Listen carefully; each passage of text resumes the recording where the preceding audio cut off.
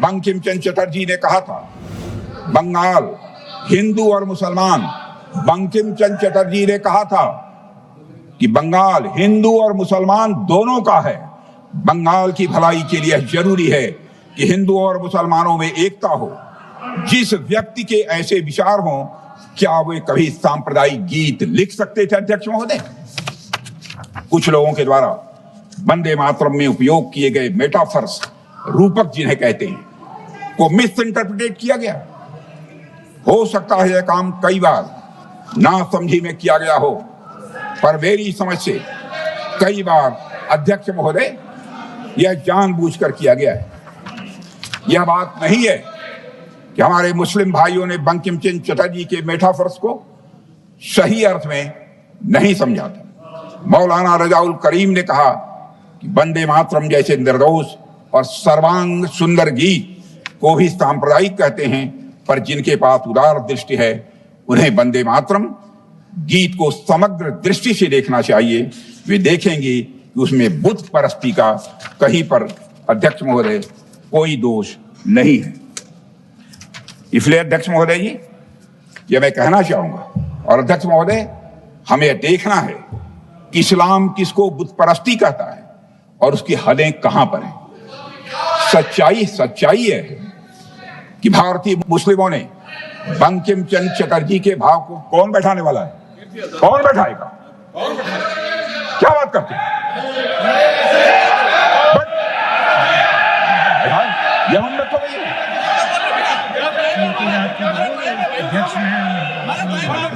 रोकिए, कौन बैठाएगा?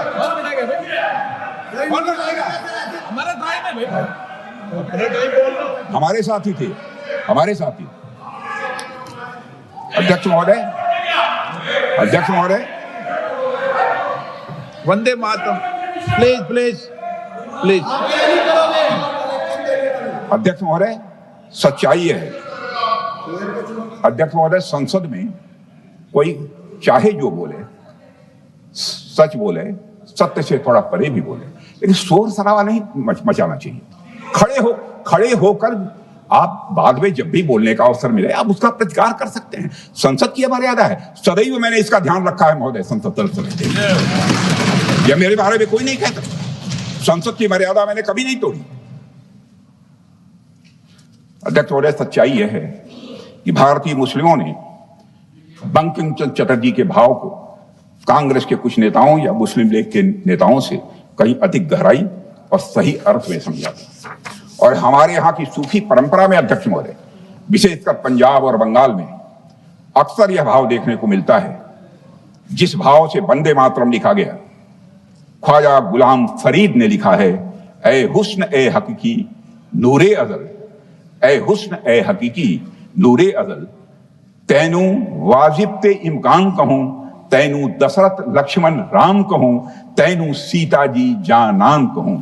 जिसका भावार्थ है, हे सत्य सौंदर्य, हे दिव्य प्रकाश, तुम्हें क्या नाम दूं? क्या तुम्हें दशरथ कहूं, लक्ष्मण कहूं, राम कहूं या सीता कहूं? यह भाव। अध्यक्ष महोदय, एक मशहूर वकील राम जेठामलानी जी ने एक बात कही थी, मुझे अच्छी तरह याद है, वो अच्छी तरह मुझे याद है। उन्होंने कहा था कि इस्लाम में अल्लाह को रब इसलिए कहा जाता है क्योंकि उसका गुण है रबूबियत, यानी पालन पोषण करना। यही गुण मां में होता है जो अपने बच्चों के तन और मन दोनों का पोषण करती है। और यही दिव्य गुण हमारी मातृभूमि में भी है अध्यक्ष महोदय। जिस तरह हम अल्लाह के सामने उसकी अनंत रबूबियत के लिए सजदा करते हैं, उसी तरह मां भारती के सामने भी सजदा करना हमारा फर्ज है, क्योंकि यह धरती हमारा पोषण करती है। इसलिए वंदे मातरम कोई हिंदू मुसलमान का सवाल नहीं है अध्यक्ष महोदय, यह तो हर इंसान का फर्ज है जो इस धरती पर श्वास लेता है। अध्यक्ष महोदय, सच यह है कि वंदे मातरम ने भारत के सभी लोगों के दिलों को स्पंदित किया है, चाहे वो हिंदू हो या मुसलमान हो। बंगाली और संस्कृत में लिखा गया यह गीत तमिल, मराठी, कन्नड़, गुजराती, हिंदी, तेलुगु मलयालम और भारत की हर भाषा बोलने वालों के दिलों में यह घर कर गया। और यह गीत अनेकता में एकता का सबसे बड़ा उदाहरण है। और इसी वजह से इसने उन लोगों को विचलित किया जो एक भारत श्रेष्ठ भारत के विचार से डरते थे। अध्यक्ष महोदय, सभी ने इसमें संगठित और एक होने की आवाज सुनी। बस कुछ लोगों ने इस गीत का मतलब गलत निकाला और गलत समझा। अब इस समझ को बदलना होगा, सही समझ पैदा करनी होगी और वंदे मातरम का भी सही अर्थ हमें समझना होगा। हम सबको यह समझना होगा अध्यक्ष महोदय कि बंकिम चंद्र चटर्जी जी ने वंदे मातरम के माध्यम से किसे संबोधित कर रहे थे। सब्यसाची भट्टाचार्य ने अपनी किताब में लिखा है कि जब बंकिम बाबू ने सप्तकोटि यानी 7 करोड़ आवाजों के बारे में लिखा तो उसका मतलब बंगाल प्रेसिडेंसी की पूरी आबादी से था, जिसमें बंगाल, बिहार, उड़ीसा, असम और छोटा नागपुर के कुछ हिस्से भी उसमें शामिल थे।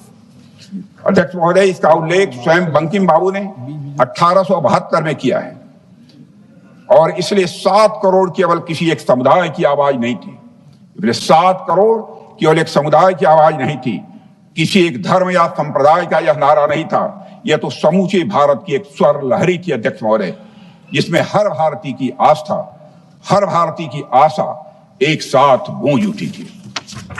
जो लोग वंदे मातरम का विरोध इस आधार पर करते हैं यह मूर्ति पूजा को बढ़ावा देता है, वे बंकिम बाबू के विचारों की रत्ती भर समझ नहीं रखते हैं, मेरा ऐसा मानना है। वंदे मातरम में मूर्ति पूजा की कोई बात नहीं है अध्यक्ष महोदय। बंकिम बाबू स्वयं मूर्ति पूजा के समर्थक नहीं थे, यह बहुत कम लोगों को जानकारी है। बंकिम बाबू स्वयं मूर्ति पूजा के समर्थक नहीं थे। यह बात उनके द्वारा सन 1874 में लिखे गए एक लेख से बिल्कुल साफ हो जाती है। और अध्यक्ष महोदय, बंकिम बाबू के लेखन से यह भी स्पष्ट होता है कि उनका मानना था कि भारतीय संस्कृति में भगवान की प्रतिमा यह भावगम्य है, एक सेतु है, एक माध्यम है सत्य को जानने का, माध्यम है ईश्वर के स्वरूप को समझने का। और अध्यक्ष महोदय, इसीलिए वंदे मातरम की मां भारती कोई मूर्तिमान यह देवी नहीं है, बल्कि वह एक प्रतीक है उस भावना की जिसके लिए हर भारतीय के हृदय में प्रेम है।